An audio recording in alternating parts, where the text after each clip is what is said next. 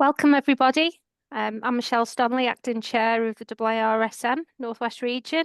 With me today, I've got Rob Bullen. Just going to wait because people are still coming into our virtual waiting room. So we're just going to give it a couple of minutes and then we will go into the webinar.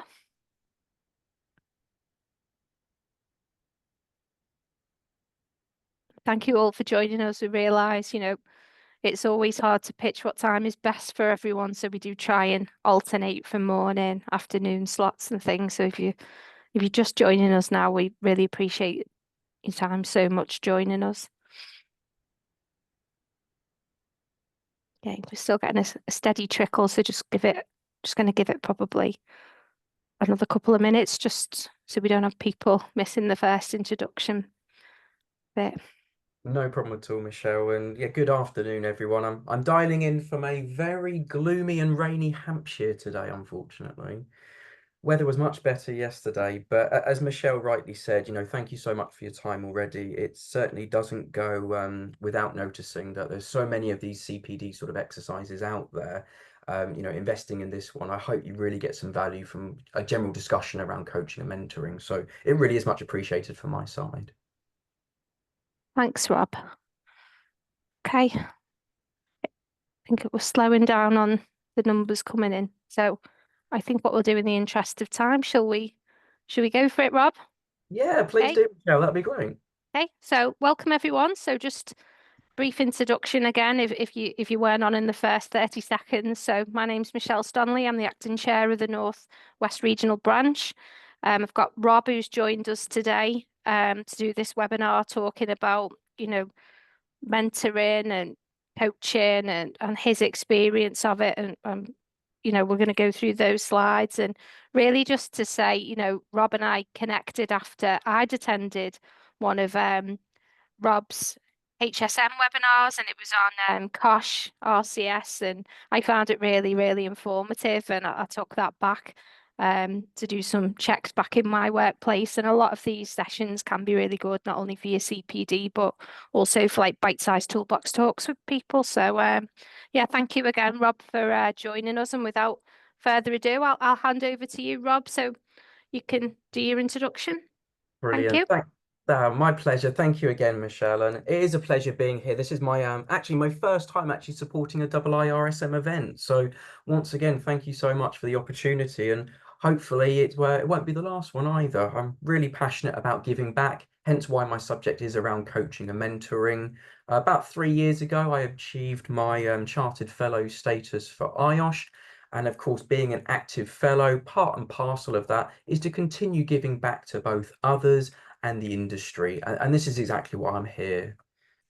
So what can I bring to the table, I suppose? There may be some people on the call that are aware of my sort of services and thought leadership out in the space. Others, this might be the first time I'm being introduced to your good selves, but certainly I want to bring as much value as I can to your good selves. So what can I share with you? Where's my background come from? Well, first and foremost, mentoring and coaching has always been my passion. I kind of fell into the health and safety world, and since 2015 in my career, I was given my first line management role. And part and parcel of succeeding in that role was getting the best from my team. And I quickly recognized how powerful and efficient coaching and mentoring skills within that space can be. So I've been a formal mentor with IOSH since 2015 and always looking to be a mentor in other spaces where the opportunity arises. I've also been very blessed to be both a chartered member and chartered fellow interviewer in the IOSH space as well. If there's an opportunity to do that at IIRSM, it would be a real pleasure to do so. So I spent 8 years really understanding people's interview technique in those peer reviews and also coaching people to success, actually going through the process themselves. I've also had a wonderful opportunity to be a board of trustee for a charity within the education sector. And part and parcel of the success of that role is making sure I'm coaching and mentoring others in that space. Within education, we're seeing, a bit of a skill shortage. There's a gap, and trying to get people interested in that sector is really important. And again, part and parcel of getting that interest and awareness is through the likes of coaching and mentoring. I've also been a risk champion for some time. I love championed enterprise risk management in general, not just sort of health and safety risks, which was kind of the start of my career here. And I currently work for a technology firm where I sit at a C-suite level to talk about interventions around ESG. So looking at what initiatives can we put in place to improve environmental, social, and governance practices across both our customers and our own internal operations. For me to be successful and win the C-suite over, of course, I need effective communication skills, and coaching and mentoring allows me to do that. Um, for some reason, I've always been given the tech projects for all the organizations I work for. So if you're looking to embrace and digitize your safe systems of work, please come and speak to me separately about that. And of course, to make technology useful and sticky within an organization so it keeps being used, you have to train users effectively. And coaching and mentoring techniques are really, really crucial for that part of the training. And lastly, I am part of the IOSH Future Leaders Support Network. So recognizing some real talent in the health and safety industry and elevating them to success through coaching and mentoring. And as I go through my slides later, I know you have an equally valuable network that you good selves have set up, where I think there's a real opportunity here to introduce that coaching and mentoring a bit more. So I hope that's an okay background about myself. Moving swiftly to the agenda then, what do I really want to achieve and share with you good selves? So I want to make sure that we're understanding what coaching and mentoring is and what value it can award yourself and organizations. I then move into like the practicalities. So what tools from the trade can I share with you? And there are three main coaching and mentoring tools that I use as my bread and butter. Some of those you might already be familiar with, others might be new ones to take away and do your own further research and refinement on. And then at the end, we can then open up the floor to a question and answer session. Be really keen to get your feedback and thoughts on maybe some of the challenges that you're seeing during coaching and mentoring. So the presentation will last probably about 25, 30 minutes. So it should be ample time for some questions there. And I'm always mindful of time to make sure that you learn a lot, but of course can get back to your operational roles as well. And we really hope that this share and learn lunchtime format is something that's really going to be helpful in sharing and passing on that knowledge. So without further ado, I'll jump straight in. So what is coaching and mentoring? Let's look at that space in general. And I think first and foremost, we should talk about what impact coaching and mentoring can have to organizations. So part and parcel of me doing this presentation, of course, is sharing extra research with you. And I'm very fortunate in my role to be able to dedicate time to reading a lot of thought leadership and seeing what companies are doing coaching and mentoring well. And there's actually a lot of research studies out and about, which I try to consolidate onto this slide and share some really pertinent stats with you. And I suppose the reason I want to share these, because if you're looking to implement a formal coaching and mentoring platform for your organization or your team or department, you've got to make sure you're winning over people to buy into the process. So having these stats are a really good starting point to build your business case.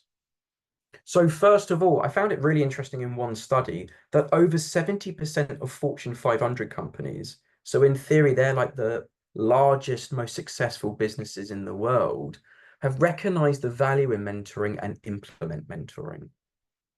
And I think that focusing on a coaching and mentoring platform, all these 500 businesses have kind of realized the value from this um, intervention. Of course, they're not just successful in making lots of money just purely by mentoring, but I'd like to think this stat definitely drives home that coaching and mentoring certainly attributes to success of a business. And I think that's reinforced with a couple of more of these points later on. So 75% of leaders have said that mentoring has played a key role in their own success. And that's a lovely sentiment to hear. Certainly, I wouldn't be presenting in front of you good selves now had I not had some amazing mentors in my career. I was very blessed to gain a fellowship status at quite an early age. And I don't put that down to my own dogmatic skills and attitude. It's really much about being coached and mentored by the right people at every step of my career. And I'm very grateful for that. And that's why I feel a duty to pass on this knowledge to yourselves as well, so as many people can benefit from it. The third stat I found quite interesting because it's driving more of a financial return of investment. So those businesses that do implement mentoring can see an increase in their revenue by more than 83% compared to their competitors. And if you're having to sell, an idea to a CFO because you need some funding to put that platform of coaching and mentoring in place, a key thing is going to be showing that demonstrable return. So a stat like that to show that there's a financial gain is fantastic, which is then coupled with my penultimate point. It's not just a financial return, it's what I call a value of investment return. So in this point here, it's about retention rates. If you put coaching and mentoring in place, your churn rates for staff retention are actually reduced by 20% because employees have a better morale by actually having a mentoring coaching platform to develop them. A further study I read, I used to serve the construction industry for about 10 years.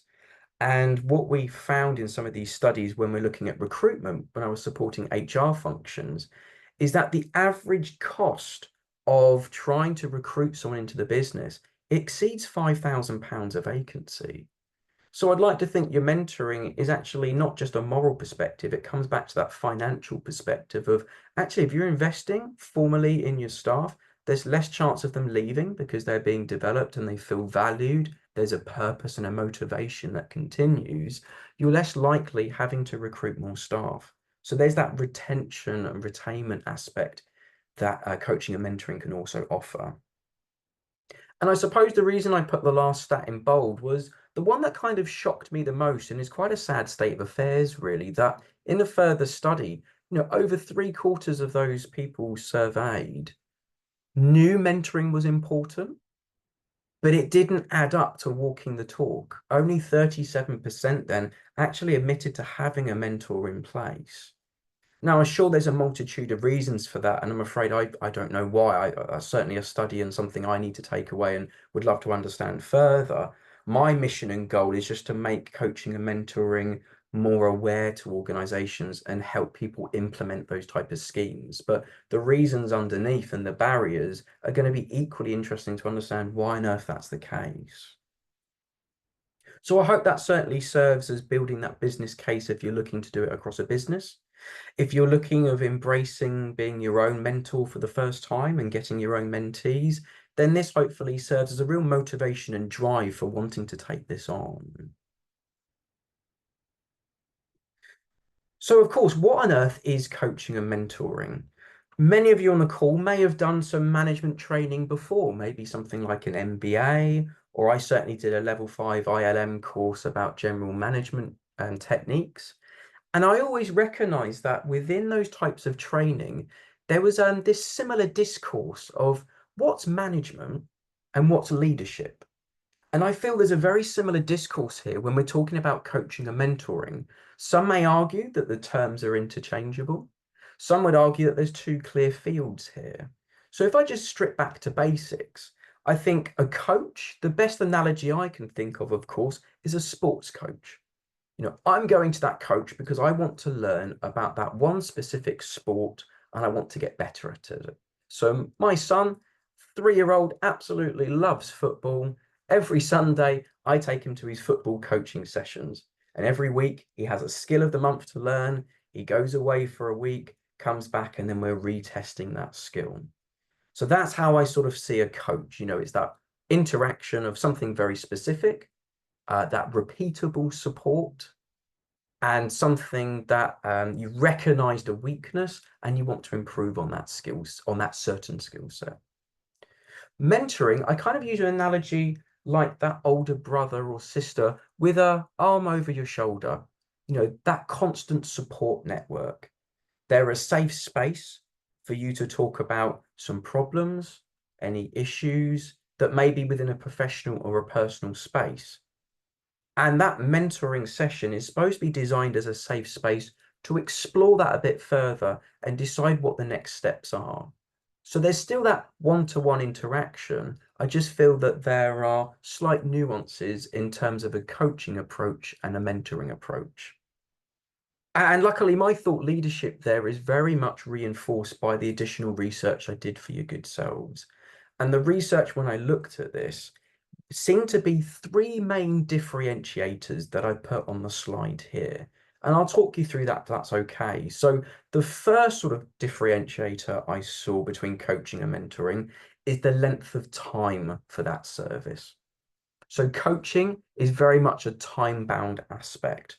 There's an on-demand learning. You've recognized that there's a certain skill you want to get better at, and then you need to match yourself to that coach who has an expert in that field, so he or she can walk you through and you can track that improvement to a level of satisfaction. So in my spare time, I'm a huge avid musician. When I started learning drums and guitar at the age of 14, I realized I need some formal practice here. I need some formal structure to understand how I can get better. And I went through various coaches to get better and become more disciplined as being a musician. And all these coaches will have certain skills. So I actually started being electrical guitar was my first thing I was very passionate about. Randomly, I loved blues. So I started with being coached by a blues guitar tutor. Then I realized that there were some more advanced techniques from the songs I really enjoyed as a teenager. So I switched up my coach because I identified another skill set that I needed that this coach couldn't offer, and I could switch to someone else to coach me there. So it's what I describe here as that on-demand learning. I found a new demand as my competence improves, and I might need different coaches to support me in that domain. Whereas mentoring is much more long-term. I know it sounds a bit cheesy, but I describe it as the lifelong learning journey. So that mentor and the mentors I have been with me for a much longer time than coaches, because they're able to sit down with me and explore what are your further ambitions? What are your long-term measures? And then, of course, you might need to break down certain coaching around some of those aspects. But ultimately, my mentor, I know, is always there for me to discuss a range of topics at a range of different times in my career, or even, life mentoring. You might have some physical life challenges outside of work where you have that mentor to support you in that safe space. So certainly the length of time of service tends to differentiate the coaching and mentoring. Next is then the objective, and I've kind of hinted upon this already. So coaching very much seems to be around that specific support, what I call being action-led. And of course, it needs to be truly measured. So you're going from A to B, from your current state to your future state at a certain milestone. And it will be the coach's job to put those plans in place, share their experience, and hold you accountable for that. Mentoring, the objective is much more career-led and longer learning. So sharing expertise with the mentoree, other experiences that may resonate with his or her, and also providing that generic support. And what I mean by that is not just giving support for technical disciplines, but you'll notice that in mentoring spaces, you tend to get more what I call the fluffy stuff. It's the soft skills. I don't really see many coaching sessions where you'll talk about active listening, for example. Whereas mentoring, those soft skills really much are in more focus and can be shared in that safe space. And then lastly, it's around the relationship and motivation you have in these spaces.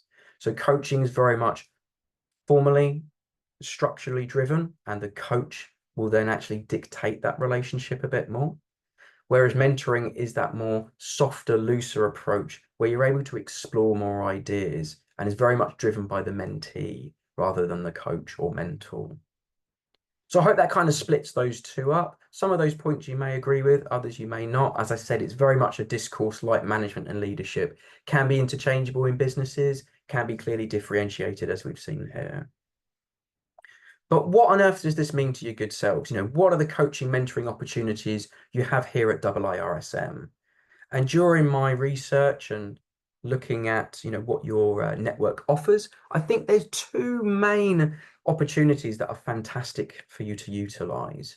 Firstly, just like the IOSH Future Leaders, you have a similar network, which I believe is still called the Emerging Risk Leaders Network. My apologies if I'm using older terminology here. Please do sort of let me know if I've got anything wrong. But what I love about this network, are the three objectives that you as an organization have already set out to achieve. And these three very much filter into a coaching, mentoring space. Coaching and mentoring can be the solution to what you're setting out to achieve here. So firstly, your thought leadership. You want to position yourselves as influence of risk, the forefront knowledge of talking about risk and safety management across organizations. Well, without having those conversations with one another, those coaching and mentoring spaces are those safe spaces to explore your thought leadership topics. What's going right when we're talking about this risk or safety aspect? What's not going so right? What are gaps in the market that we can talk about and help influence organizations and help the rest of the industry learn about that thought leadership topic? So coaching and mentoring is really influential in exploring leadership further and to refine it and get further messages out. I love the fact also you're embracing equality, diversity, and inclusion. And coaching and mentoring kind of naturally comes with that. I've been very blessed as being a coach and mentor to be exposed to a lot of international candidates. So I've been supporting people in the likes of Egypt, Nigeria, Cyprus, Bangladesh, the Middle East. I've done quite a few. And they've actually really taught me about codes, customs, and culture, and then tailoring your style to make sure that you are being equal, fair, and inclusive. So naturally, those spaces promote EDI in the first place. And of course, your leadership network, you've identified real leaders in this space that have got true potential but need that nurturing. So coaching and mentoring allows you to explore those tools that are going to support those people's career development. And we can all then sort of learn, share, and embrace skills, knowledge, and experience as a mentor and a mentee. And also, I love the fact that you have a formal mentor scheme already in place. I believe you do it through an outsourced push-far profile. I actually registered with my own push-far profile as part of my research and planning for this presentation.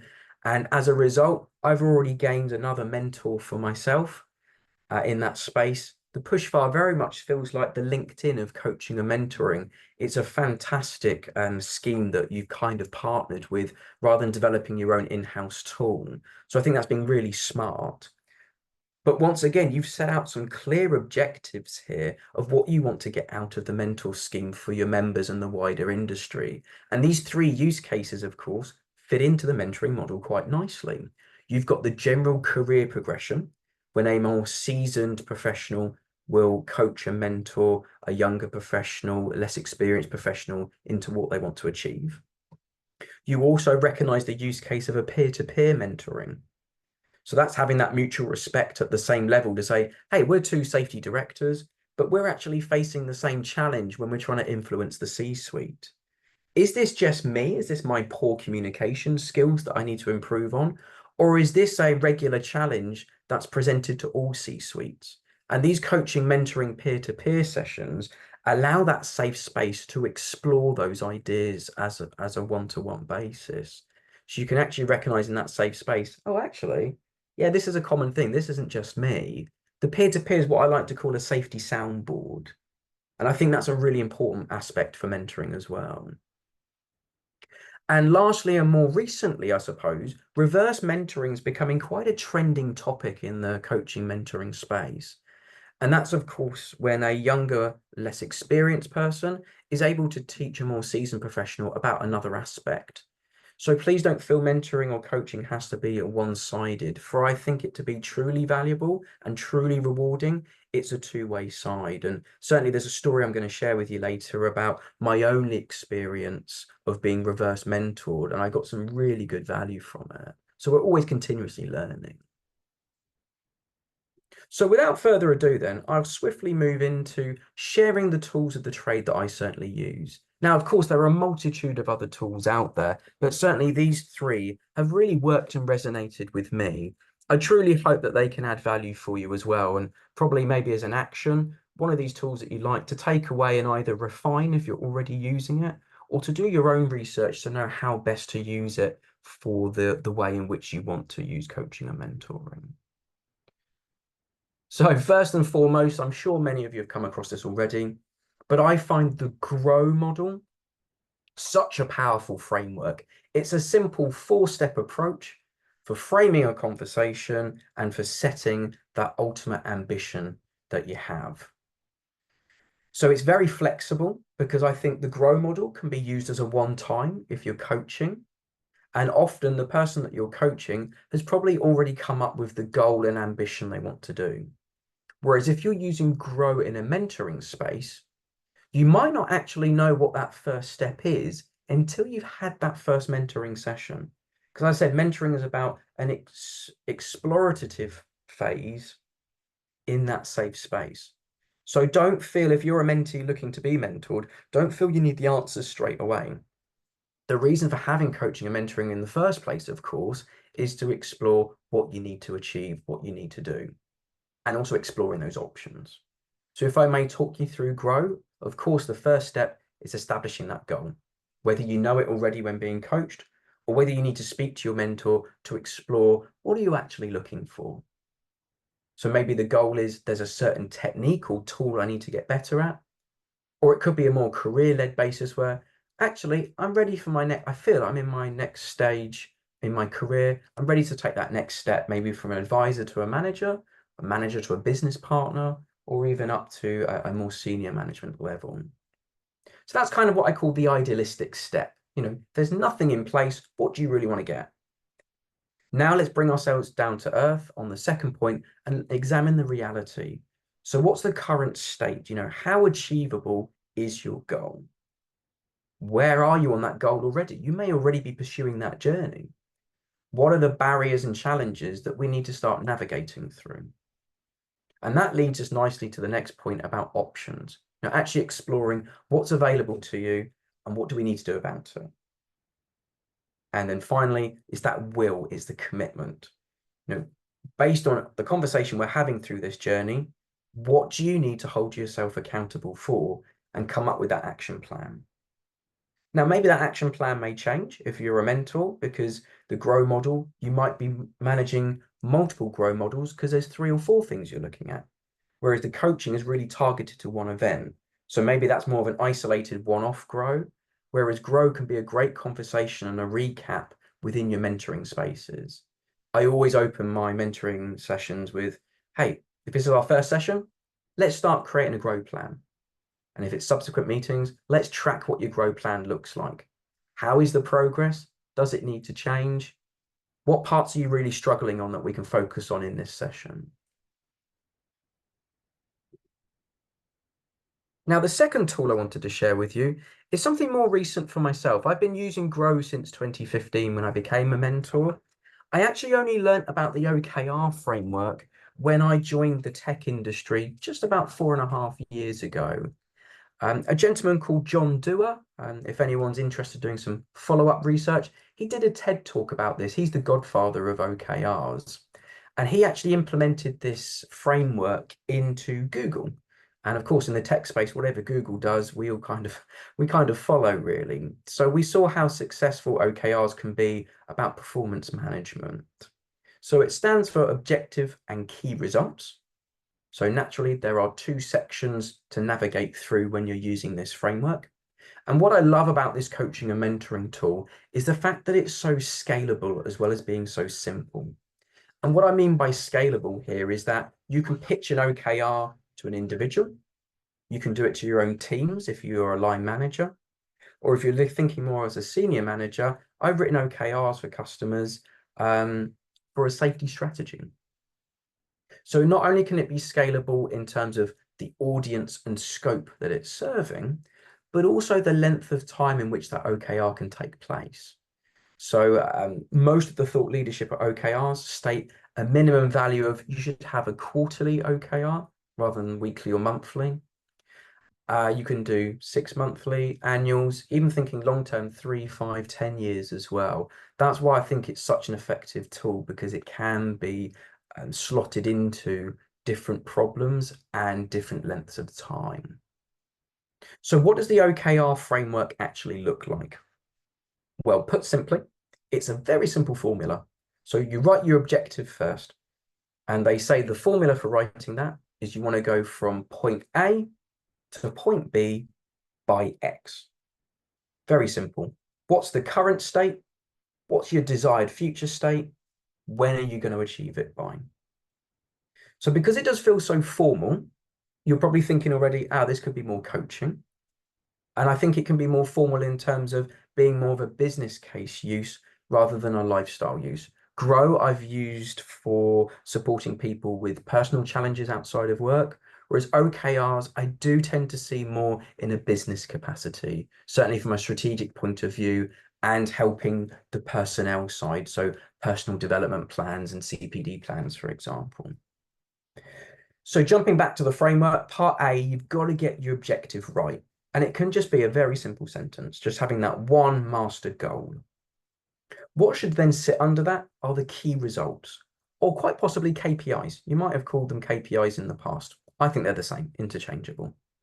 What you want to make sure that your key result is doing to remain effective is, of course, focusing on activities that offer a leading indicator. So what I mean by that is there's a causal relationship between if I'm doing that key result activity, it's directly contributing to achieving the objective.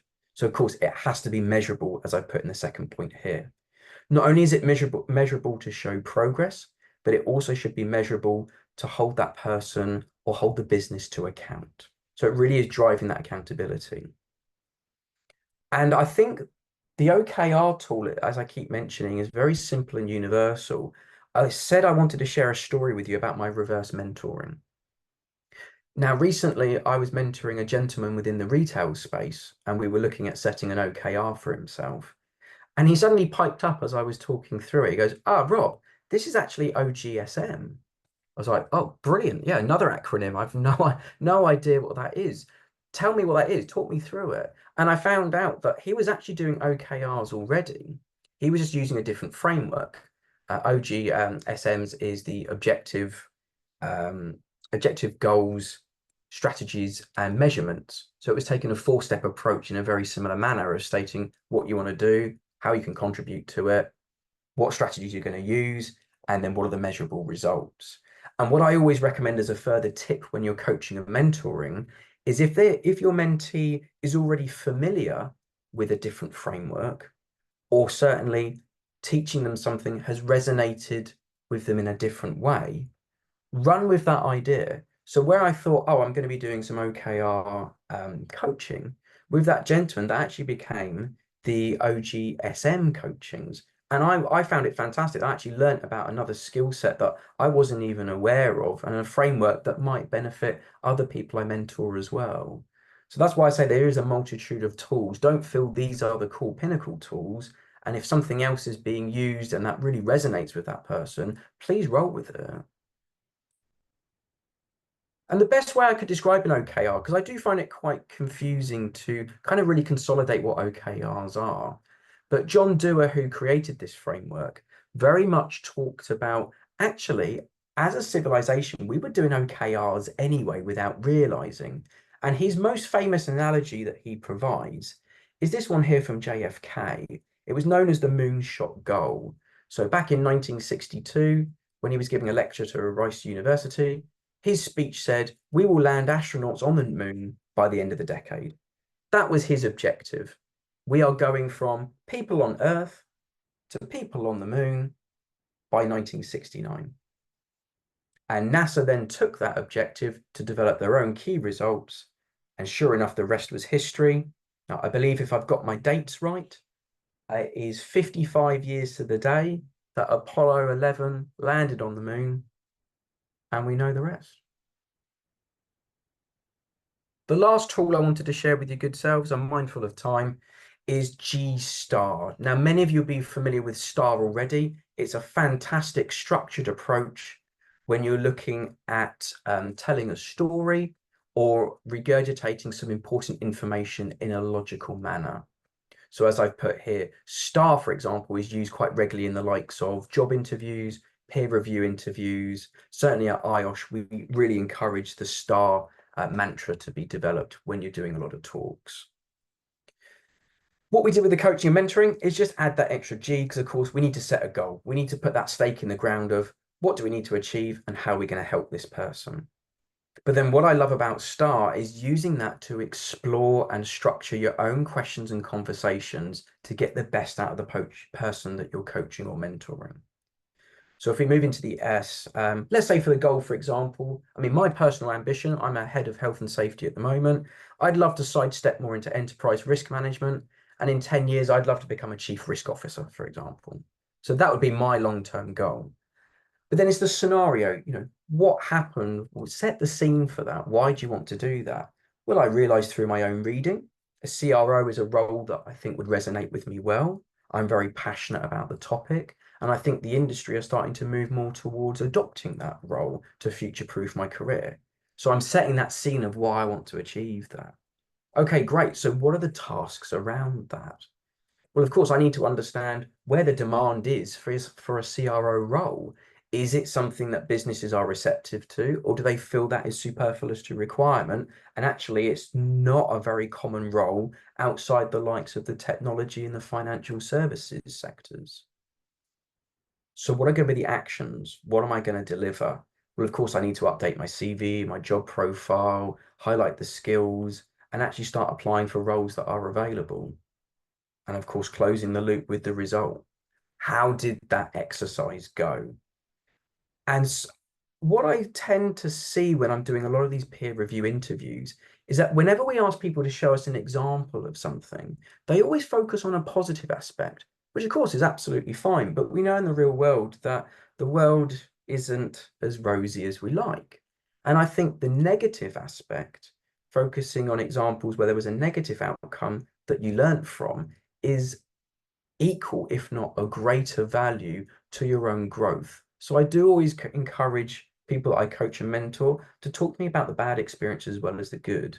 And for those that are doing a lot of sort of leadership book clubs that I keep seeing creeping up, and a lot of thought leadership about what does it mean to be a good leader, a common theme I've seen in a lot of these books is around actually embracing failure and truly learning from those lessons learned to grow as a person.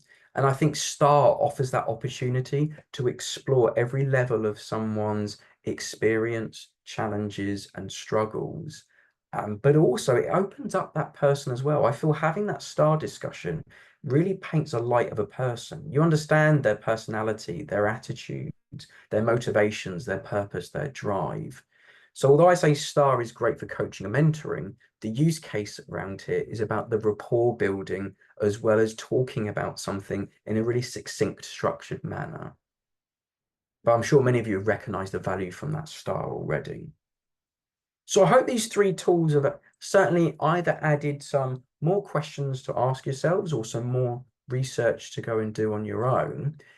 If you're looking at implementing coaching and mentoring, whether it's for yourself, for your team, or across a whole organization, there's probably a couple of questions you need to challenge yourself with. So as a start of a 10, I hope you don't mind. I just wanted to put a couple of points there that you can start challenging yourself with. So of course, first question, of course, is going to be, what tool do you think is going to work? Is it one of the three that I've shared with you now? Is it something else you've learned in your own skills and experience? Is it something else that you need to research? And of course, for the coaching and mentoring tool to be a good fit, it needs to make sure it's matching the culture of the organization or the personality of that person. You're looking at where to trial it. Of course, I keep talking about in the presentation having that safe space. A lot of recent leadership books are talking about creating a culture of psychological safety so that failure and growth can be embraced in a safe space without any consequence. And I think understanding where you can trial coaching and mentoring in that safe space is a great step. And then learning from the positives and then refining any of the negatives that you come across. So where are you going to roll it out? How is it going to be rolled out? Of course, resources. To do something properly, we know we need the right resources in place. And that's not necessarily maybe money, time, and effort. It can be actual people. So very much if you're looking to do formal coaching, mentoring programs across an organization, of course, it's going to be looking at, who else do I need to buy into and who else can help me? Whether that's maybe HR functions, learning and development departments, or other people in my team. And of course, to make sure the implementation is going effectively, It's about monitoring. We're all coached to do that plan, do, check, act, continuous improvement. So how is the experience? Is it positive or negative? Both are, really valuable sentiments to explore and to put in place. And finally, try and create that space to do your own reflection. The mentees, the people you're coaching and mentoring are going to be doing a lot of thinking, but you also need to do your own reflection to know what else needs to be done. What do I need to achieve? How can I make this process and experience even better? So you'll be pleased to know that's all of my slides completed. That has brought us into just over sort of 35, 40 minutes. I'd love to take some questions and get some feedback from your good selves if you have them. But once again, really appreciate your time. I hope there's at least one key takeaway here from your good selves.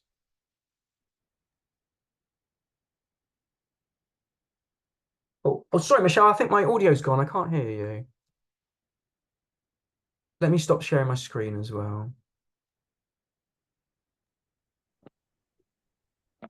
I can't hear you either, Michelle. Yeah, sorry, Michelle, I can't hear you again. Have your headphones gone?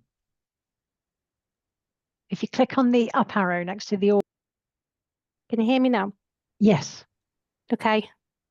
I think I must have pressed myself off again. No worries. No, we can hear you Okay. now. Real world, eh, Rob? It is indeed. Yeah, so I really enjoyed that. I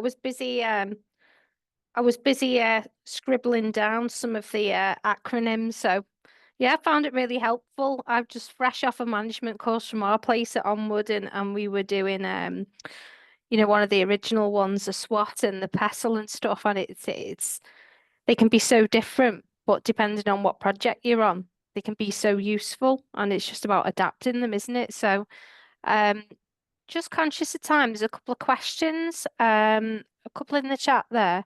So, Douglas, I don't know whether you want to unmute yourself and ask Rob the question directly, and then I've got another one, Shawab, Sure. afterwards. Yeah, Douglas, where are you? I'd love to hear from you. If you want to raise your virtual hand, Douglas, if you want to speak. Think Can you hear me? I can, loud and clear, Douglas. That How you was doing? I couldn't find the button to unmute myself. That's all right. The trials and tribulations of all the remote software we use. Yeah. My question was just basically, is there any rules or guides or sort of things in place for how many mentorees you should have at one time or shouldn't have? Is it 1, 2, 3, 20? Is there any guide on that? Sure, that's a great question to ask, Douglas. Thank you. I mean, certainly during my own sort of research and development, I haven't come across any sort of best practice guides around that. I suppose the only advice I can give is how much time can you afford to give to coaches to do the coaching and mentoring. So if you do have capacity to do 6 people, 10 people, you can. I mean, certainly from my own personal experience, I tend to be able to manage about 6 to 8 people a month. But as I said, that's not hard and fast numbers. That's just based on my own commitment and work diary, what I'm able to achieve. You may be able to do more, may be able to do less. Just make sure that if you're taking on more people, of course, that quality of your coaching and mentoring isn't falling behind. So you're going to be doing at least hour sessions. So I could be doing 6 hours a week with 6 mentees if it's a weekly session. Might even be 3 hours a week if we're doing them fortnightly. But of course, it's not just delivering those coaching and mentoring sessions. It's also about the planning aspects and other actions you may follow up on. So I'm afraid, yeah, I can't give you like a set number, but certainly I'd always do that resource calculation of how much time can I actually give back for mentoring and coaching, and who are the best people I can be matched with to deliver that. Because it's not just the time commitment. I also say with coaching and mentoring, you want to make sure you're getting the right fit between mentee and mentor as well. Certain skill sets and certain styles of coaching and mentoring resonate better with other people. So that personality match as well as the time commitment is really crucial. So I hope I answered that okay, Douglas, but all about make sure you are planning in that time and take on as many people as you feel you can without the quality diminuting. Great, thanks. No, my pleasure. Yeah, thank you for the question. Okay, thank you. Shawab, do you want to come in now if you've got your question, please? Hi, Shab, can you hear us? Hello, how are you, sir? Good? Yeah, good, thanks. How are you keeping? All good. I will see to about checklist and report. What is the easy way can we make Oh, sorry. checklist management for management? You cut up a bit there, Shab. Okay, you said something about management of coaching and mentoring, did you say? I Yeah, think. yeah. Same. So in terms of managing and coaching and mentoring, if you're looking at sort of putting a formal platform in place, it will of course understanding what the landscape looks like. So what coaching and mentoring technologies and providers are out in the space, to then understand what's their capabilities, what's the costing, what's going to be involved in onboarding that product. And then your next step, of course, is you've got the ammunition, you know what you'd like to choose. Of course, it's selling it to the people with the purse strings. So it's developing a really effective business case to say, I've identified a problem in the organization, and keep being evidence-based. So, actually we found out that during all of our incidents that have happened across the last 12 months, we've actually noticed that training and competence is an issue. And I think one intervention to reduce incidents is going to be implementing a formal coaching and mentoring scheme. And then that business case has identified the problem, you've solved the solution that you're going to pitch, and then you've got to attach the solution with that huge return of investment. And especially when you're selling to C-suite, make sure you understand those characters and the problems and challenges they have and how they tick.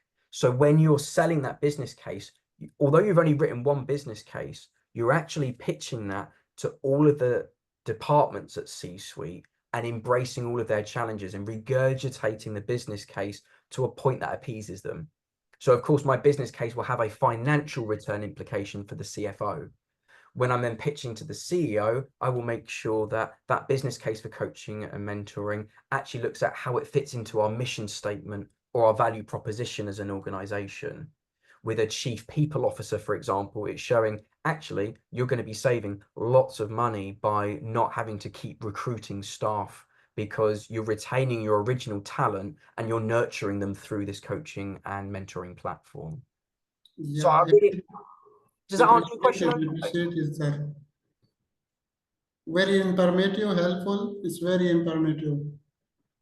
Oh, good. I'm glad it's helped. Yeah, certainly that starting point is seeing what the problem is, what solution you'd like to propose, and then making sure you can sell that solution to your organization. So get that buy-in and have a project execution plan alongside that. So, if you are successful in the business case, you can hit the ground running and start putting those plans into place and onboard that solution quickly and effectively.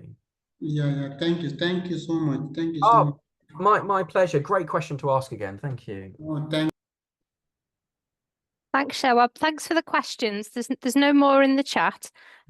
Just also for people, a lot of people who are joining this network are also on LinkedIn as well. So if you want to reach out to Rob, you're always, great to receive any contact via LinkedIn.